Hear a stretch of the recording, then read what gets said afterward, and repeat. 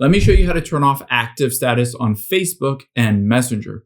Now, if you're either in Messenger or the Facebook app and you want to disable the active status so no one knows when you're online, you need to do it on both. It doesn't work if you don't do it on both. I'll show you how to do it.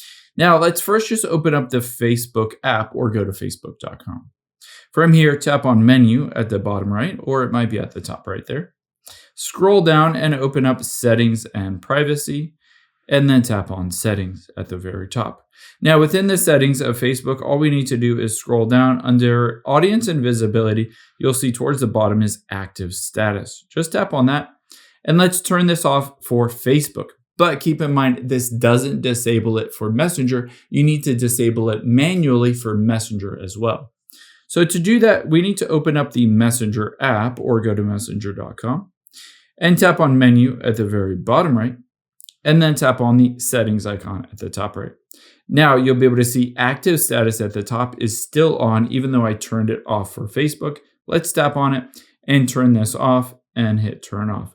Now it is disabled across both Facebook as well as Messenger. I hope this helps. If it did, hit the subscribe button down below. It really helps me out. Thanks, guys.